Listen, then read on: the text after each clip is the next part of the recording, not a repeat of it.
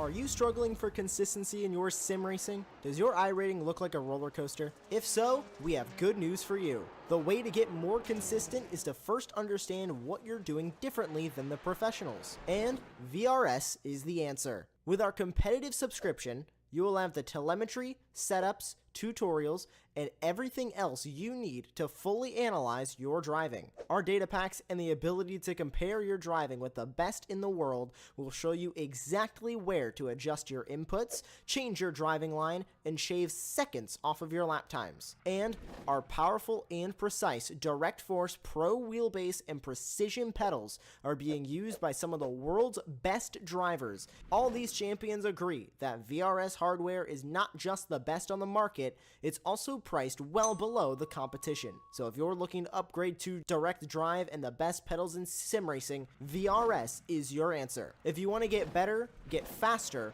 and make it happen sooner rather than later, you owe it to yourself to find out why so many people are switching to VRS. You'll be so glad that you did. Visit www.virtualracingschool.com and learn why the best use VRS.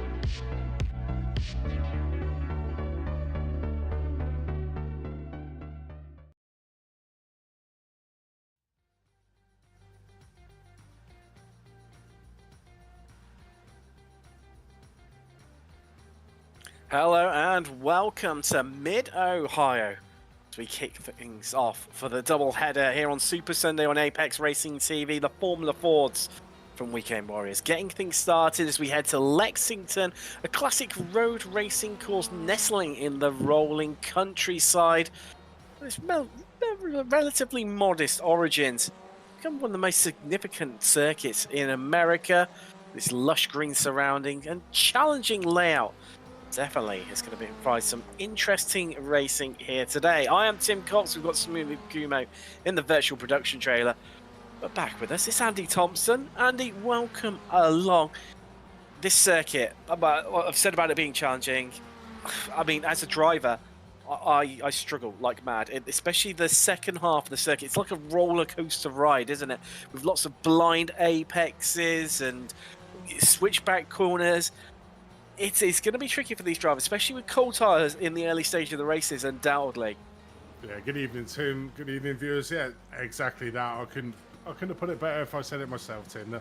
It's certainly split in two, this track. After turn 13, coming down the start-finish, it's a nice open straight for these drivers to do a lot of slipstream and effect. Turn 1 flat out, coming up to the keyhole turn number 2, you know, a slow hairpin there. Then accelerating up through turn 3, and then, like you were saying there, through turn 4, China Bend. It is a roller coaster. The undulating ground, it goes up and then it dips away. I think one of the big things to look out for in this race is cars spinning in front of you, because a lot of these corners, certainly like turn number 5, which goes up a hill and then down a hill, and then where you come up through Thunder Valley, turn number 9, it's a blind corner. So if you're coming around that corner at speed, and pretty much you're flat out in these little Formula Fords, is that you could actually find cars that have spun in front of you, and I think that's what a lot of the drivers are really going to look out for in this race today. I was just on board with Jason Green right now, heading onto the break to turn 4. That's going to be a big part, and this is the tricky part we're just talking about. There's so many blind entries, so easy to trip up over someone.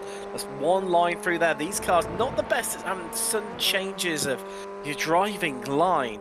And, well, there we go, nearly having his qualifying lap scupper, but struggling with the car thanks to that back marker.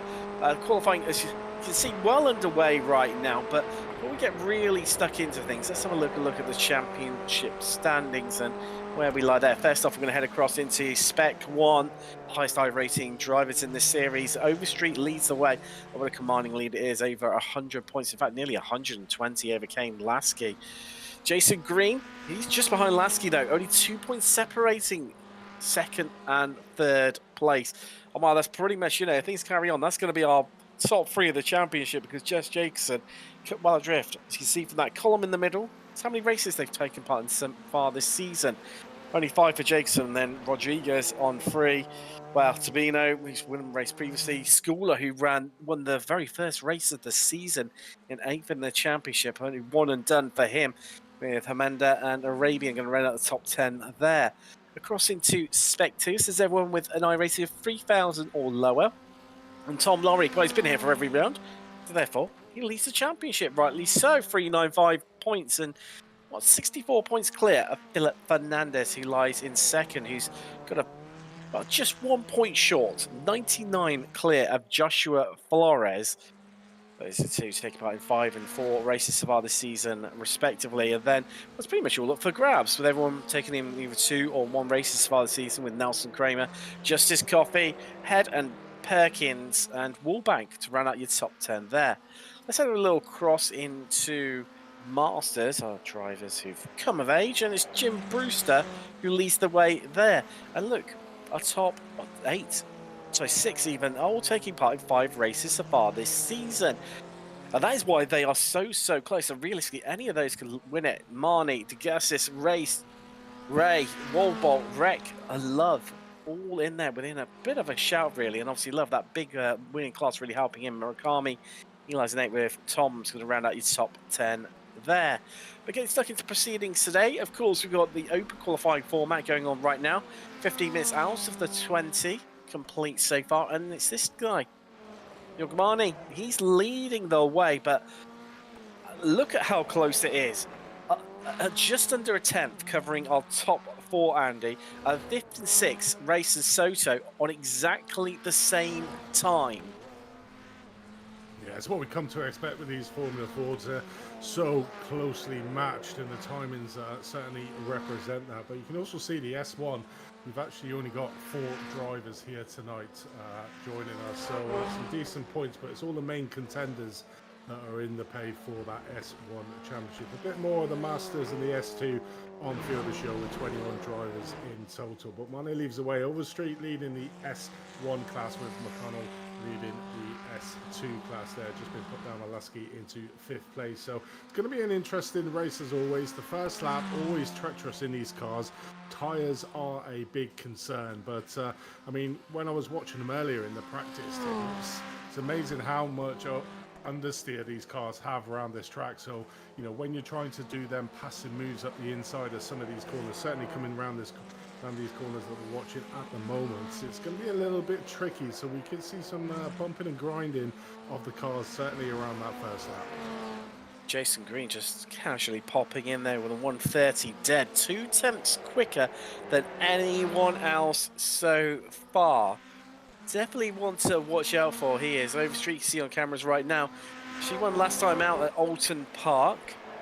Oh, she fared today, and well, definitely a topsy-turvy race to say the least. Last time out at Alton Park. But one for me, Andy, it's Antonio Race. He's won in Masters, but in class, he's won the last 3 meetings: Phillip Island, Okayama, and Alton. There's Josh Soto, the Spec 2 driver, just sticks it on pole casually whilst speaking there. Wow, a cracking lap from him. Full commitment there, no messing. But yeah, Antonio Race, definitely one to watch out for in that Masters class, and a run of 3 victories in a row. Well, can he continue on with it? I mean, as things stand at the moment, starting for a 5th, and not that much slower than Marnie over 1 lap pace. He's got to be within a shout. Yeah, 100%. I mean, I remember when I saw him in the S1 before he, as you eloquently put it, came of age and moved down to the Masters. Same with Marnie, you know, extremely quick in that S1. So I'd expect to see both of them guys up at the front of the race. But yeah, Antonio was an exceptional driver in the Formula Ford weekend, and it's on the board and on the cards for him to do it again. He's there in 6th place, 2nd in the Masters. with only Marnie in front of him to chase. Yes, and Marnie on a bit of a, well, let's say,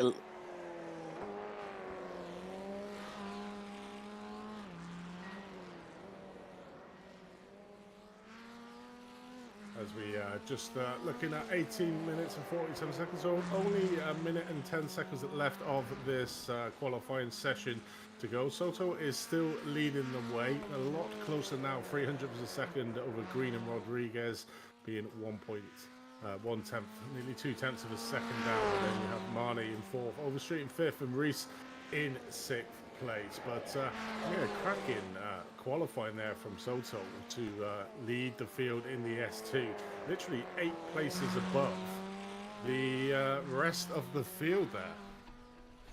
It's absolutely scintillating stuff, isn't it? I think this one's going to go all down to the wire pretty much in qualifying. We've got about 30 seconds left, but the drivers are able to complete the lap that they are on, providing they get out and across the line before that checkered flag flies.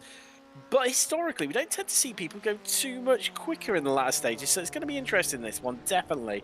I'm fascinated to see how it plays out, because the track is definitely getting faster and faster. Yeah, it certainly is. As the rubber gets laid down onto the track, you would expect it to get quicker.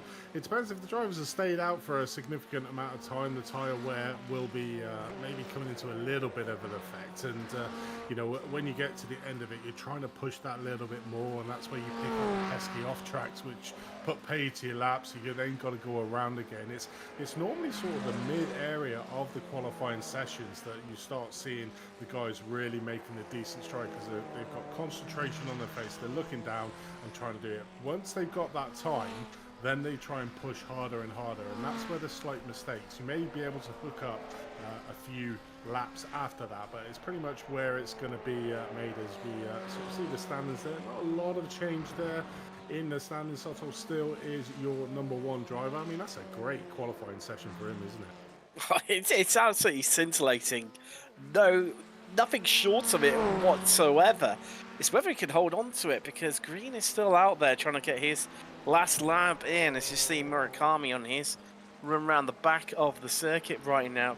And what can he achieve? Currently third in class, down in eighth, but running well. I think that's qualifying done and dusted for him. Yes, he pulls into pit road. I think we could be done with this, and I think for the first time we could have a Spec 2 driver on pole in the championship. It's a relatively new championship. It only started up, last season, when this car came to the iRacing service. And, well, his, records, they're there to be broken. Joshua Soto just nipping in there, nipping that one in the bud very early on in terms of having a Spec 2 driver on top. And, well, I think that's pretty much, just looking at it, I think we could be everyone done and dusted.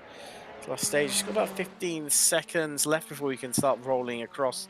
Apologies, about 25 even before we roll across into the racing. And to just take a few proceedings, 40 minutes of racing, a mandatory pit stop, low track temperatures, so highly unlikely we see any drivers making tyre changes, not that we normally tend to anyway. And, well, just looking at it, that top, I'm going to say even top 10, realistically super competitive in terms of their times. Certainly those top 7 or 8.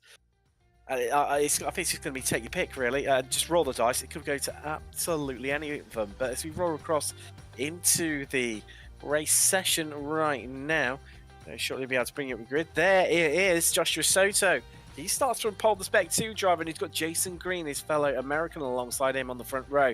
Jesus Rodriguez and Yogmani make up row 2 with Overstreet and Antonio Race in row 3. And look at that, this whole stream of Masters drivers going to be starting in the even positions. It's Kay Lasky, he shares row 4 with Murakami. Michael McConnell and Jim Brewster, your leader in the Masters Championship, make up row 5 on the top 10. There's Chris Montgomery and Stevie Ray on row 6. Row 7. That sees Benjamin Harris line up alongside Brian Gortamiller. Andrew Love, he's next to Philip Fernandez on row 8. Row 9, that's Joshua Flores and Franz Reck, with the top 20 in row 10 being Caleb Pocock and Michael Nelson. Centre of Rouge, He's the last car, 21st, row 11 all by himself, but the only way is up, as they say. Let's have a bit of a mention while the drivers take to the grid of our sponsors for this series. First up, we've got PDA, or Precision Driving Analytics. Now, their owner, Ray Phillips, with over 30 years of experience in motorsport and has raced open wheel cars for almost 20 years at that time. He's found a new passion, though, in helping others go faster and perfect their craft. He can fulfill the role of data and race engineer, and also as a driver coach, while helping drivers get the most out of data and video systems. Now, Ray was a data engineer and a driver coach for a 2019 championship-winning Ferrari Challenge team, assisting multiple drivers on said team. Now, PDA also sells a wide range of data and video equipment that can help everyone from a high-performance driver education driver to a professional race driver or even a race team with multiple cars and drivers. No matter what you choose, customers get the information they need to go faster and have a good time on track. PDA can not just help the real world, but also sim racers, helping them stay within the limits and go faster on track. Check them out at precisiondrivinganalytics.com as they head round final corner. Let's get ready to go racing as they all spread across as we are green and we are away, and we're already 3 wide on the run down to turn 1. Breathe in, everyone. Are they going to all make it through? Well, somehow they all zip it together and get it done. And well, it's an absolute, you can throw the perennial blanket over them as we head up to turn 2, the keyhole. We're going to see any moves here. Soto still leads the way early on under Sierra Plenty. Oh no, the curse of the commentator kicks in. That's Soto around and gone from the front, and he's going to head right down to the back. Yeah, I was actually starting to think of that. You know, it's always good. It's always good to have an S2 driver at the front of the grid, but obviously that added little bit of pressure, isn't it? That you want to stay out front as much as you can to be leading the race, and it looks like the pressure got a little bit. It looked like a self-imposed spin there around the keyhole, which caused a little bit of carnage then ensuing further back down the field. But we can see there, Overstreet managed to get the lead. Marnie and Reese, you mentioned Reese earlier on, in second and third, currently driving on board with Michael McConnell there in 9th place, with Murakami just in front of him. The field is starting to stretch out, but I feel for Soto after an excellent qualifying and pretty much put it into in fact spun the car on the second turn of the track, so pretty much put paid to his race. He will have to come into the pits, get a little fast repair and then carry on. What a start Overstreet has had at 4 places already. She's in good company as well. Jim Brewster haven't started 10th. He's up to 4. Stevie Ray up 5. Ryan Goodsamil on his debut up into 4 places. He's inside the top 10 now. And Sander Bruce just keeping it clean. Up into 16th. He's up 5 as well. Some big gainers out there in these early stages. We head on to lap 2. Already action coming at you thick and fast here from Mid-Ohio. Makes this, well, short circuit, one of the shorter circuits on the calendar, 2.25 miles. That's 3.6 kilometers. They head down the back straightaway through turn 3, which is more of a kink, really, to that big braking zone, Andy, that is turn 4. This is where we're going to see most of the action tonight. Is anyone going to be brave and throw some shapes on lap 2?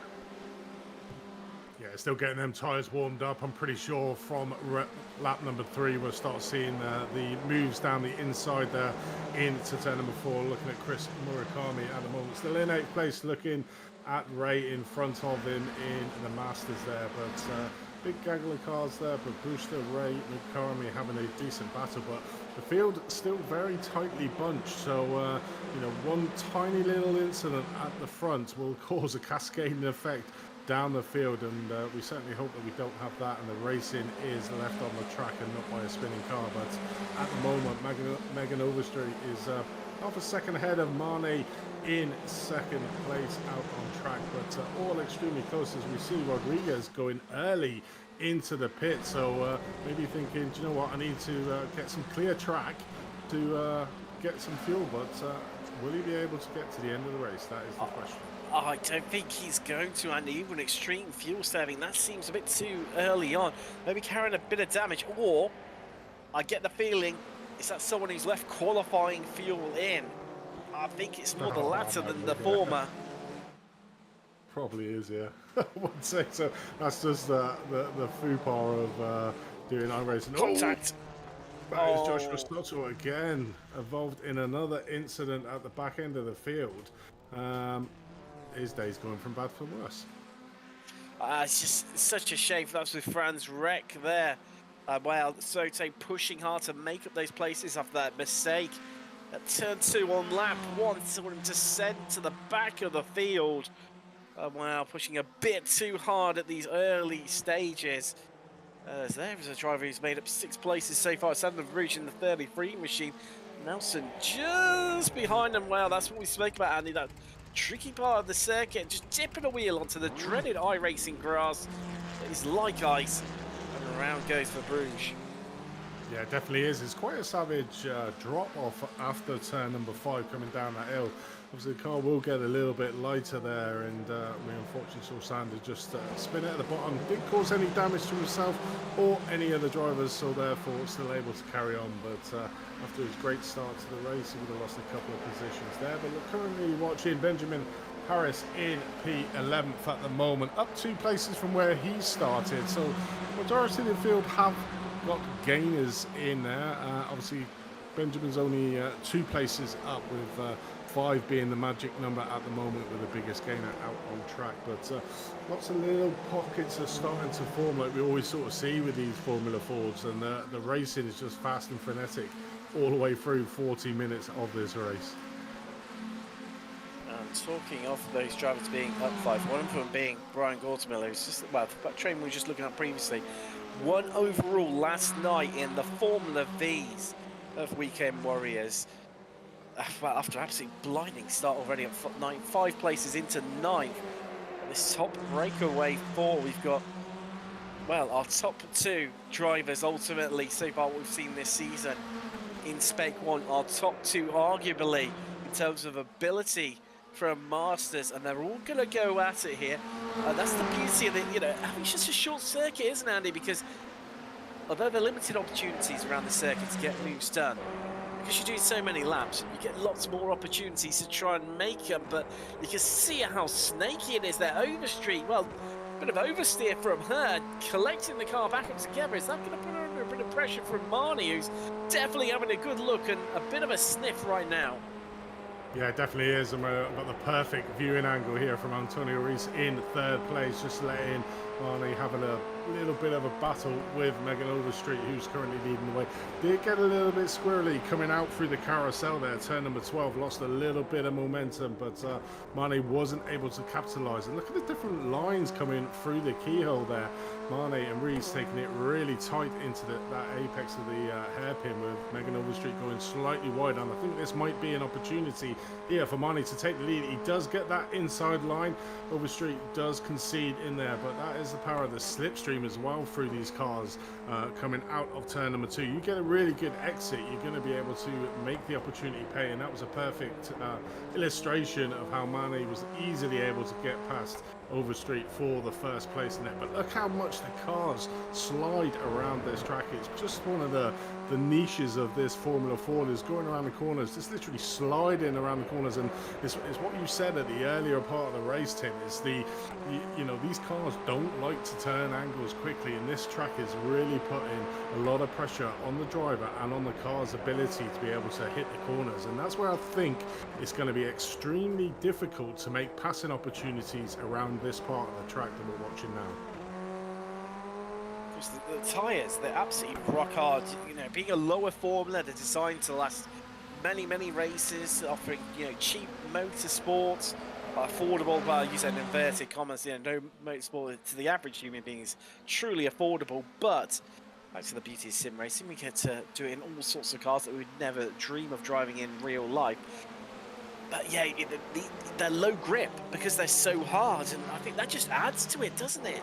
We're seeing right now, although I said that down through the field, they're all still having a good go at it. Oh, that's Brewster around. No, sorry, that's McConnell even. He's around there. Oh, there's another one. Where was that bullet? Wow. Wow. Oh, no, that's Brian Gordon Miller, who so after great form early on last night in the V's, picking up the win overall. And I'm fascinated to see how this one plays out, because one moment, and then you saw this car dart across the screen.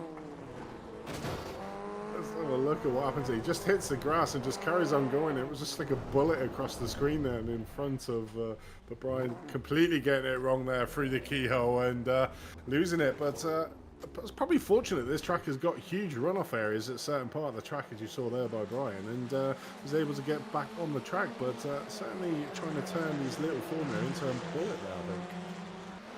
Well, I think if you're going to do it on the part of the track, that's where to do it, because you hit the, I say like skateboard effect, it's bouncy across the track there. It's Andrew Love on the curves, but luckily there's a bit of a road there due to the small oval circuit that is on this circuit. As well, a few drivers having issues there. Caleb Pocock, Franz Reck, all off. At the same time, it's like someone starting a firing gun and everyone having issues at this stage of the race. It's really helping Nelson, actually. He's up 7 places now. He's on an absolute barnstorm. Stevie Ray up 7 as well. 3rd in Masters, 5th overall right now. Whew. I said before, roll the dice. This could go absolutely any way. It seems to have jumped up a whole new level, and yet again, I'll still have me up originally. So when we'll come back to my point very shortly. It's going to see him run down towards turn 4 now, and a bit of a move being done here as Harris goes up the inside of Love, throwing out the anchors, but Harris tugging that inside line. Love on the outside, and Love in doing so just manages to hold on to 9th for now. It's going to be forced off the line, and Harris still having a bit of a look, just trying to maneuver Love around, but Love gets it all back together and holds on to that 9th place for now. I think that's the crucial point in that sentence, for now. Yeah, it definitely is. It's just great racing. Oh, as you see Love there going extremely wide off the track and has lost out here to Harris in that battle. But I suppose that's the beauty of these cars, is that when you get side-by-side racing, you really got to respect them. There's Andrew Love going the wrong way at the moment, just getting pushed out wide into a few of the corners. So from the front of this group, it is near enough at the back now of there. So over a couple of corners there, Andrew Love completely got pushed out by the rest of the drivers around him, and unfortunately lost a few other positions. But some great racing there from Harris and Montgomery, who get 9th and 10th overall. But Love is still trying to get back into the fight here after that last couple of corners and losing a few positions. But like you said, it's so easy to gain the places back in these cars as we join the front of the grid, where Megan Overstreet has managed to get past Jorge Marni at exactly the same point that Jorge managed to get past Megan. So that is a quite prominent place for a little bit of slipstreaming to get that effect. And I think it all starts from the keyhole, turn number 2, getting that really good exit out. But these three are absolutely nothing separating them. Green at the moment is just getting cut adrift from this battle at the front, but as soon as they start battling towards the middle to the latter part of this race, it surely will bring Green back into the fray. And one can now go full circle back to the point I was going to make originally, before it all kicked off suddenly.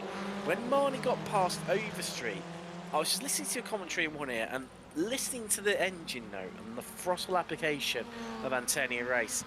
What he was doing, Andy, was he was just backing out of it, just feathering it on the run down to the corner. I think what he's doing here, and watch me get proved completely and utterly wrong on this point, when it comes to the pit stop, I think he's just playing the fuel-saving race on this one. So we head through the keyhole, which is soon, every time I say that, I always think of the 90s TV show in the UK, and start singing the theme tune in my head to it. But I think he's just leaving Marnie and Overstreet to it. He knows he can stick with them on pace, but I think he's just playing the fuel saving game. Let's have a little listen in here. Lift and coast? No, there we go. Proved completely and utterly wrong on that point. Maybe he's not on this one, but you can see it's almost like, it feels like he's been held up a little bit by these two at the front, where they're battling and maybe not quite tripping up over one another, but it feels like at certain points Marnie's faster than Overstreet and vice versa. Yeah, it definitely is. I think Antonio doesn't need to, like you said, he knows he's got the pace. He doesn't need to get involved in this battle. Just letting Overstreet and Marnie have a little bit of battle in front of him, and you know, you never know what can happen with this. Certainly with the side-by-side action, if they continue to do that around this section of the track, coming through the carousel here, then there could be a slight mishap, and he could get a free bonus of a 2-place game. But like you said, if not, then he's actually got the ability to save fuel, as we watch Stevie Ray coming from 5th into the pit stop. So relatively early pit stop for Stevie. Just said to be the first of the pitters. However, it would be a wise thing. Just get himself in some fresh air and away from all of the cacophony of action and drama that's on track. And talking of which, your battle now for 5th place. And that's as close as you like between the front left of Murakami and the right rear of Lasky. As Lasky defends around, well, got the move done around the outside. As there's Gortamilla into the pit, so I know he's been in an incident with, well, that driver there, Sander Rouge, as they both head down pit lane, although I'm wondering if that's for a drive-through, because Rouge just not looking to be pulling off into a pit lane, so that's not looking good. Already hit the incident limit to trigger that drive-through penalty for the Benelux driver. So Rouge heads back out once again. Well, this could be a bit of a long afternoon for them, although I haven't said that 15 minutes complete out of the 40. Oh, Gordon Miller's out of the car. That's our, what'll be our 3rd retirement so far. We've lost Caleb Pocock on lap 6. Bransbeck is still in the pits, but looking like a retirement. And then obviously just seen Gordon Miller retiring, so it's just a shame for him. After winning overall in the V's yesterday, as I said, to retiring on lap 9. Here at Mid-Ohio in the Formula Fords. And while things are semi-calmed down, we have the short pace lap. So mention to our other sponsor for this evening, Arrive Drive Motorsport.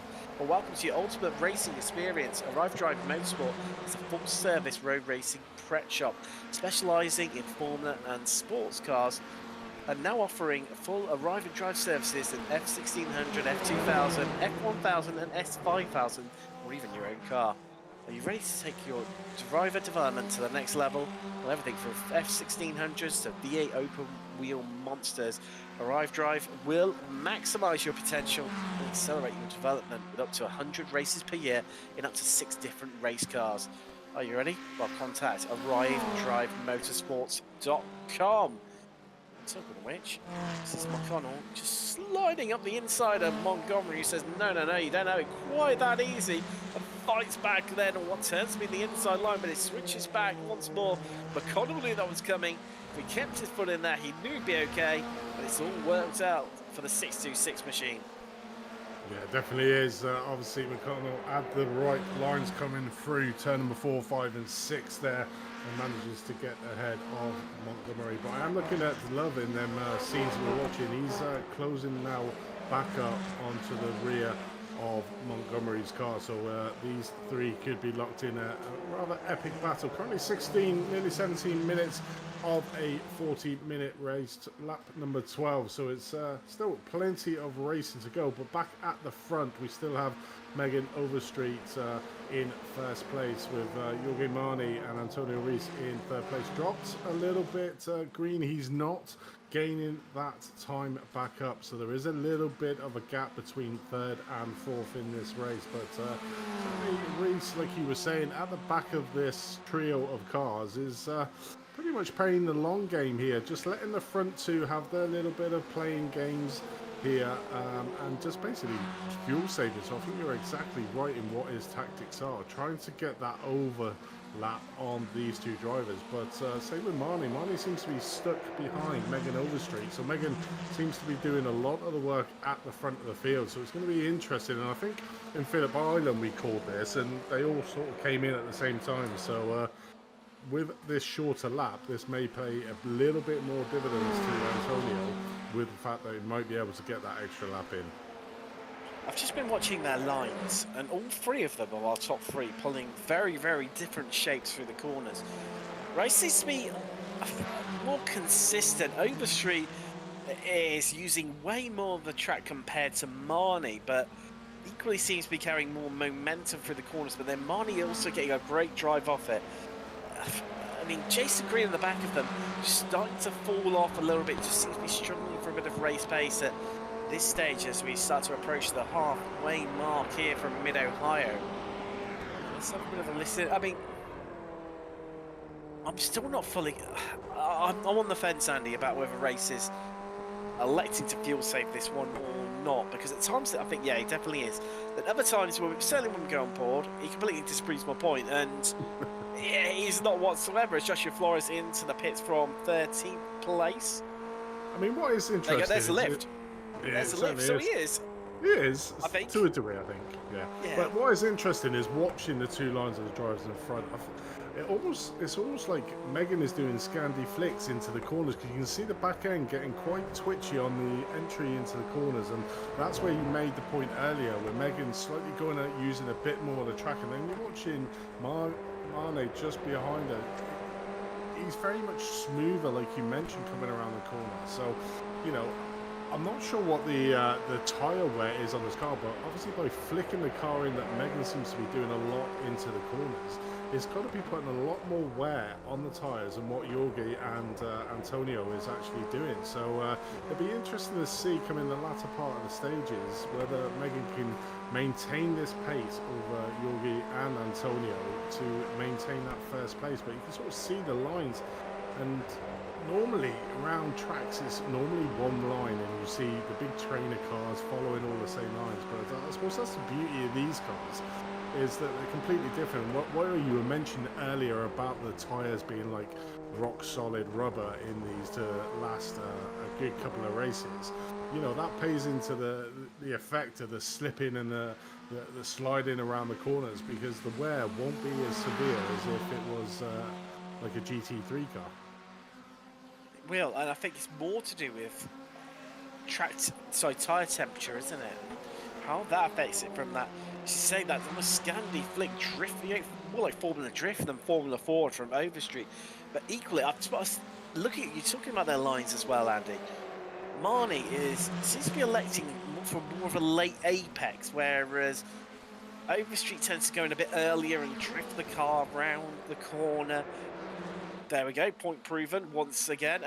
But Antonio Race seems to be taking more of the, dare I say, inverted commas, traditional racing line. You know, sort of, you know, hitting it, the apex mid-corner, and, you know, just trying to arc his way around. It's, I suppose equally, if you look at qualifying, these three were all very similar on times. So was Green as well, who's now caught up to the back of them. He's on an absolutely astounding lap to do so. In fact, it goes about anywhere between 3 and 4 tenths, more towards 4 tenths, certainly faster last time around compared to these top three, who definitely seem to be holding up one another right now. I'm not too sure who is the quickest out of all of them, because Ray's not showing his cards whatsoever at this stage. Marnie has, but then Overstreet has reclaimed it, so you just don't know, do you? But this is our battle for the lead in Spec 1 as Harris round the outside of Brewster there trying to hang it on. Needs to be careful. That's Michael McConnell right behind him in the 626, who's second in class right now as they drag it down the back straight away. The run down to 4. That inside line seems to be the place to be, but they're going to make it free wide. Ooh, I'm not sure this is going to be the best idea. Who's going to yield? Who's going to break? Well, it's Brewster who backs out of it, which just allows Harris to hold on to it. But McConnell, if he can keep his car in there, he's done this before, he knows he'll be okay, and you'll know that he'll take charge of this little group. But Harris just carrying that momentum around the outside and holds on to that 6th place for now. So 7th place for now. Yeah, definitely it is there. McConnell didn't quite get his car alongside Harris's car, and then therefore lost a little bit of speed coming out of turn number 7 through to the S's, so wasn't able to do the overtake move we saw him a couple of laps previous to Harris as well. So it's certainly a good race between these, but I've got to take my hat off to Brewster. He knows that he's not really battling them, as we see Harris there going into the pit lane as well. He knows he's not battling really anybody for position out on track, and pretty much let those two guys through, Harris and Montgomery through to have a little bit of battle for a position class. So a big hat off to Jim there for backing out. That could have been a disaster having free ride coming into turn number 4. It was starting to brew of a bit of a disaster waiting to happen, wasn't it? But it thins it out for now. 4 becomes 3. It's McConnell, Brewster, and Montgomery in this battle for 7th place. 7 seconds up the road. Well, there's Harris getting going again. It just shows you how long it takes to take a pit stop around here, as they were pretty much entering turn 4. It's a large stretch of the track, probably good 40% of the track being covered. Harris was able to get up and running. What's going once again, and just smoothly just saying in my ear there that the longest pit stop of anyone so far as well. Yes, it was at 48 seconds. Not sure it's got done for speed. Sorry, that was the time he was station completed. 24 seconds, in fact. So I think he may have taken tyres. That says to me. Yeah, certainly is considerable longer than anyone else around him. The average sort of time is around about 16 seconds for everybody else. To be 24, it certainly sounds like he's taken a few tyres there. Maybe this, like you were saying, with the orientation of this track, with the undulating, certainly through turn 4 all the way to turn 13, it's like a roller coaster. So the tyres are getting loaded left, right, as we see Michael Nelson going into the pit stop for P11th. So yeah, maybe the tyre wear is quite excessive. It's going to be interesting to see what he can do later on. Let's have a look what happened to Michael here, coming through the S's down into the carousel. As he comes into the pits, oh, he gets slightly too fast, does some damage to his front left-hand tyre, but luckily he is in the pit, so can get that repair. But very tricky pit entry. It is, isn't it? Luckily the drivers as well do have that one fast repair available to their name. As see Montgomery trying to pick off Brewster right now. McConnell's just cleared off into the distance. There you go, you see him in the foreground. 2 seconds clear of these two. They're still scrapping it away right now. All over 8th place. No one wanted to yield and give up that one whatsoever. Oh, that's Harris off. And I think that's out of the keyhole. I think it may be a very, very similar mistake to what we saw earlier on from Brian Godemiller. Yeah, let's have a look at a replay of him coming out. Just come out of the pits here. Coming up to the keyhole. Does he hit the grass or does he just spin it? It just goes on its own. Luckily, he saves it quite well, but the problem is he was fighting McConnell, and that little mistake could have put him out of the battle for that, because we've just seen McConnell having an epic fight there with Brewster. So it's going to be interesting to see who comes out on top out of them two. I mean, this is going to be an acid test, isn't it, with Montgomery into the pits? Just how much time, if any. I mean, it's a bit of a slow exit off that corner, so not hampered too much. And I did spot as well for our top 4 that Green has truly caught up onto the back of them now. Yes, they were catching Sander Verbruge. However, Verbruge did come into the pit lane. And there you go. That's that long pit stop combined with that mistake from Harris. And he finds himself 7 seconds behind Montgomery, who'd lost 2 seconds to McConnell. So he's 9 seconds behind McConnell, I would say. As things stand, if McConnell was to pit and not have any issues whatsoever, such a shame really, because Harris looked like he was on for a stunning result. Having said that, he's still 3rd in class. You never know quite here. Oh, Overstreet in from the lead. Here we go, Andy. Here we go. Yes, well, I can't believe it. 27 minutes complete out of 40. Well and truly into what you'd see in the normal pit stop window. Clearly has spotted a gap in traffic out on track, which is going to come out into. I expect to see some quality style laps from her over the next few rounds of the circuit. Now, what does Antonio Race do? Does he respond to this, and does he get a move done on Jorg Marni? Well, I mean, it obviously proves the question we had before: is Overstreet using a lot more fuel than Marni, Reese, and Green? And the answer is yes, because we're seeing here Marni, Reese, and Green going a lap over Megan Overstreet here, and it'd be interesting to see if they can do more. Obviously, we have seen Marnie at the front of this race with Antonio literally just sitting there in third place, and like you were saying, coasting. So it's going to be interesting to see if Marnie comes in on this lap, or if Antonio Rees carries on or tries to cover off the pits from Megan Strait, but probably want to go as late as you can, so you're putting in the least amount of fuel.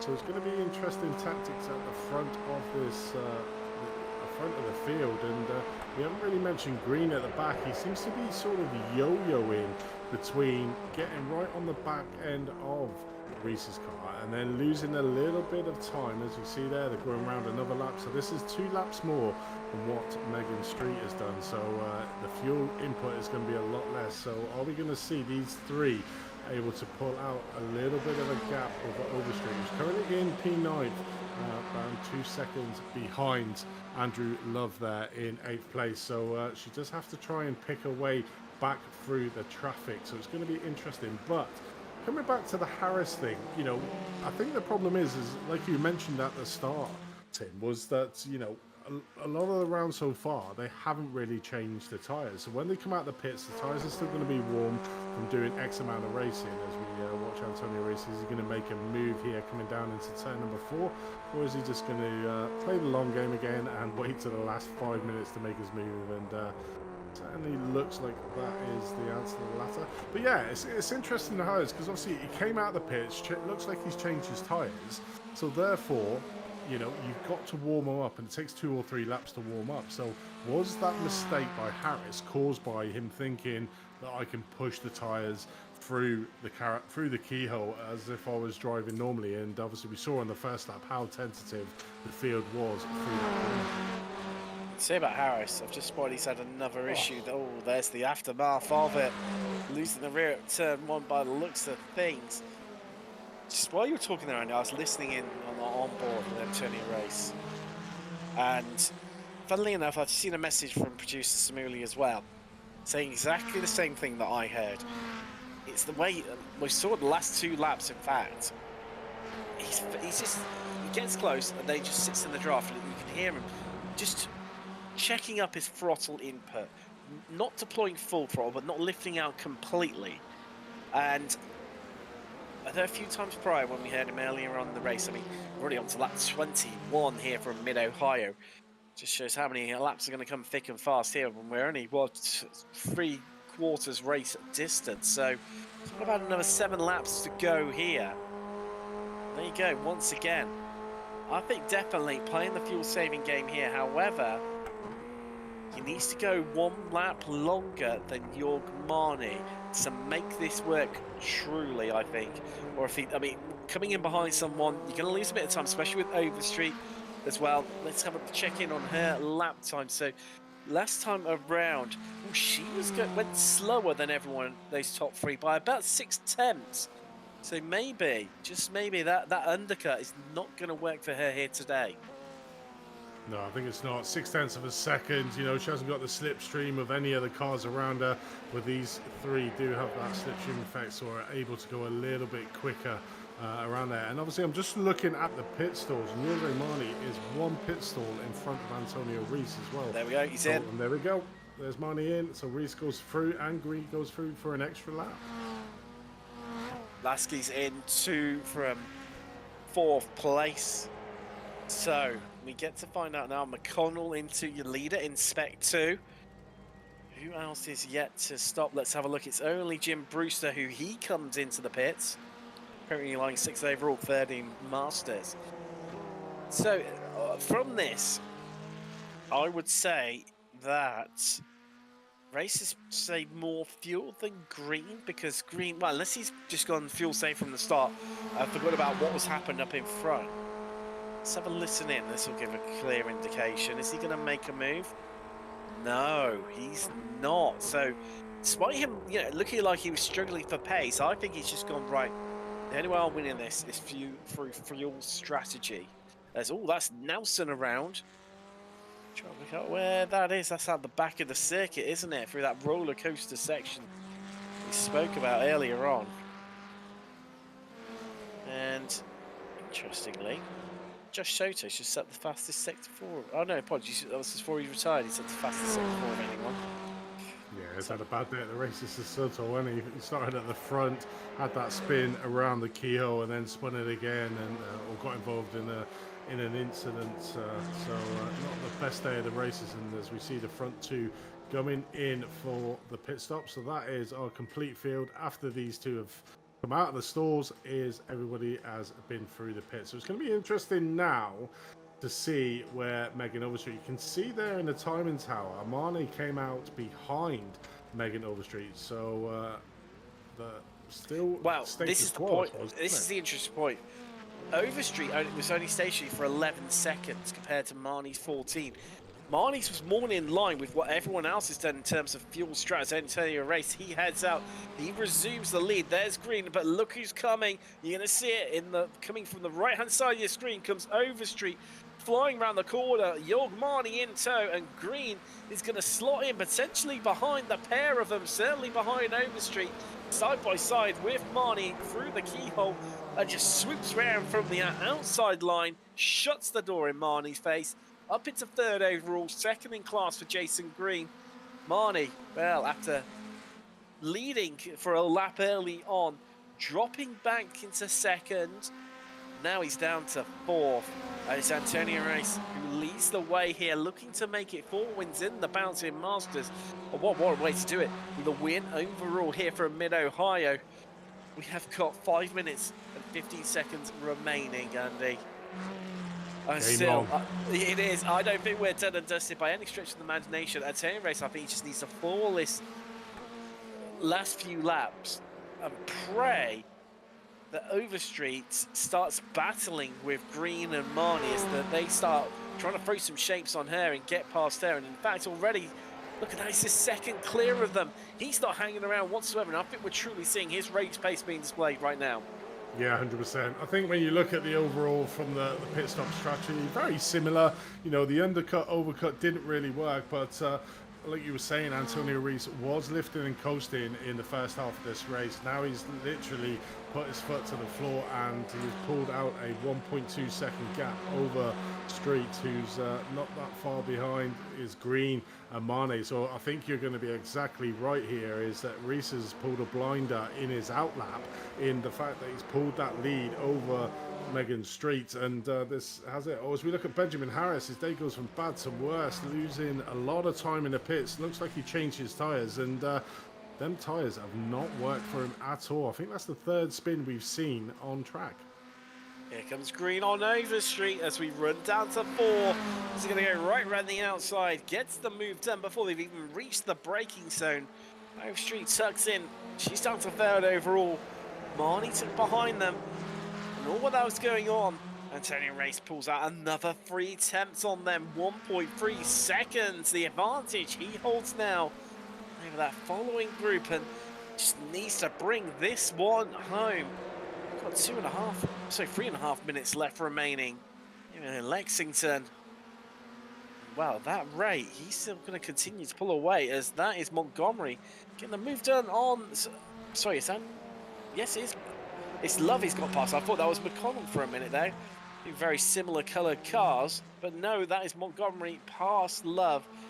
And now Montgomery inside the top 10. Occupying that last place, that 10th place. It said top 10. There is McConnell, your leader in Spec 2, 7th overall. Right now, and well, looking largely unchallenged. Nearly 4 seconds behind him is Stevie Ray. But back to this, well, I think realistically it's a battle for second. Antonio Race has pulled out another, nearly 2 attempts on this group as they start really scrapping away here. I'm just trying to work out. I think we've got this lap plus an additional 2 remaining by my reckoning.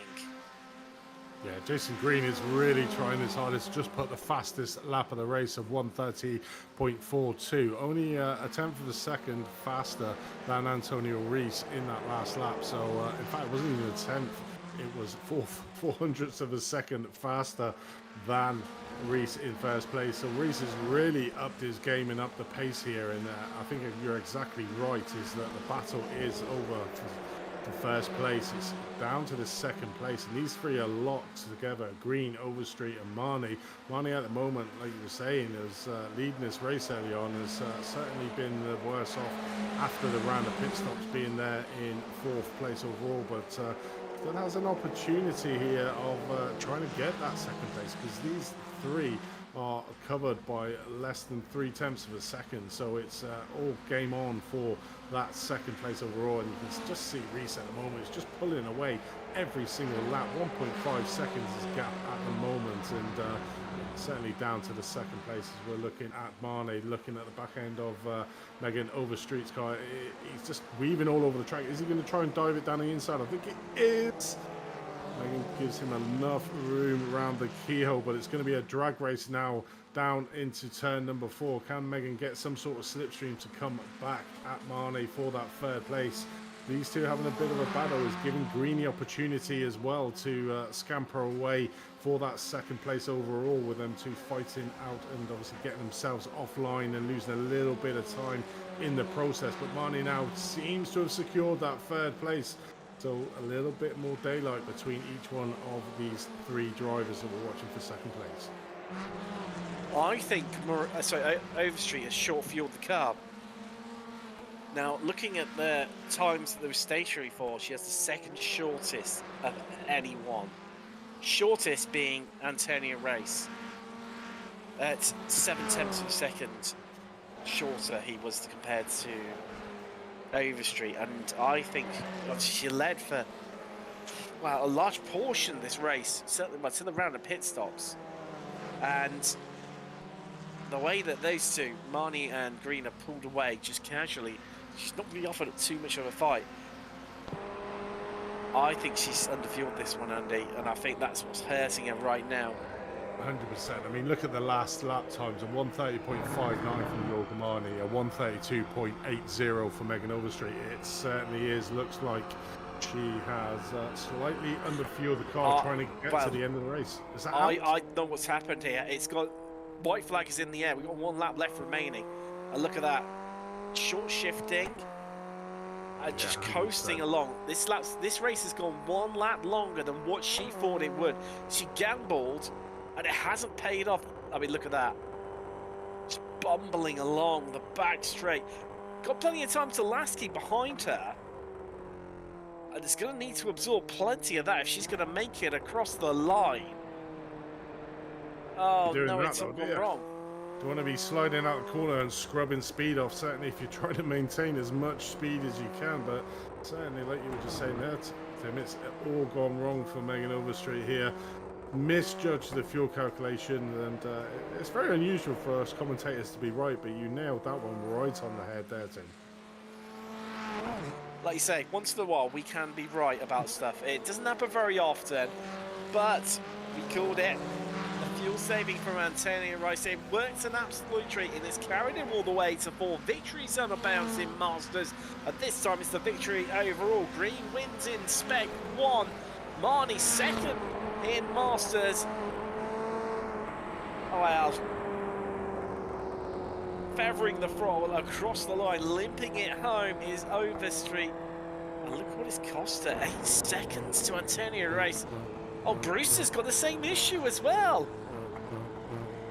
Looks like a lot of the drivers have miscalculated the field, but the problem here with Brewster is he losing positions in the process. You can see Love behind him 1 second, he's lost another position, so Love goes down to 11, manages to get over the line. He literally looks like he ran out of fuel just coming around turn number 13 there, and coasted in. But yeah, looks like quite a couple of the drivers have been caught out by that extra lap in this race. Harris going across the line. Well, what an eventful one it's been. I think his picture is very apt for probably how he's feeling in his car. You know, angry face behind the wheel, because he was on for a good race. You know, he came in early. He looks like he changed his tires, but then it just completely went wrong for him, and ended up further down than when he started. Because you see there, he was fighting for that second in the S2 class. He ended up being 4th overall. So not all terrible, but you know, he's probably feeling a little bit jaded in that car, the amount of times it's spun after the pit stops. So if everyone to cross the line, I think they have done now. Let's get you some classified results.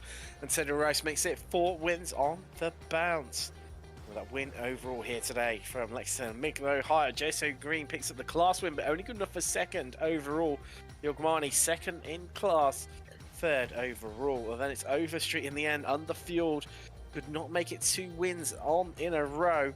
She finishes second in class with Kane J. Lasky. Rounding out your top 5 and third in class. Murakami picks up third in Masters. Then it's your winner in Spec 2.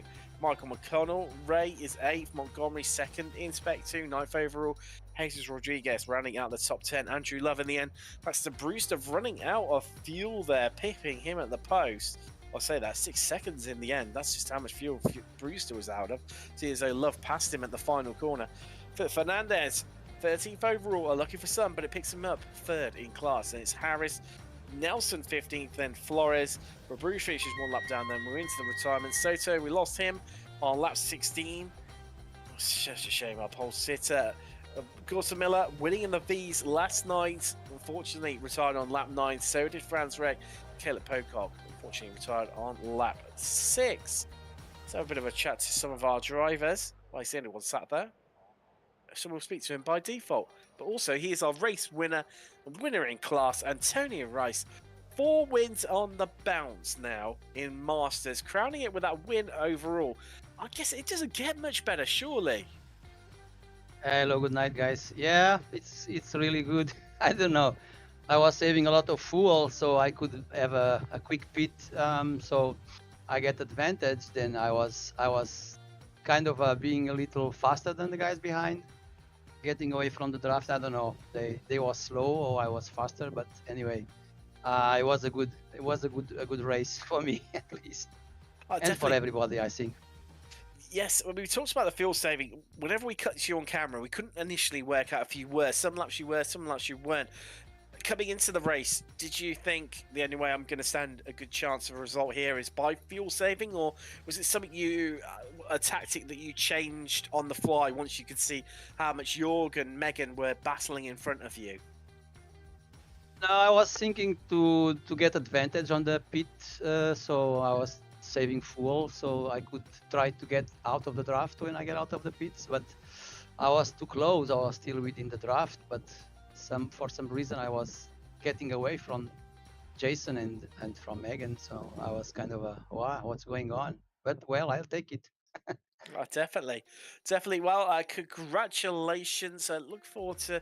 We're gonna see you later on in the SRFs. Yes, sure, I'll be there, and thank you for guys for having me. Well, good luck for that, and we'll see you in the Formula 4 a week time from Summit Point. That's your race winner, Antonio Rice there. But we'll give it. Well, we've run over time. There's nobody else joining us. Andy, give some very brief closing thoughts from Mid-Ohio.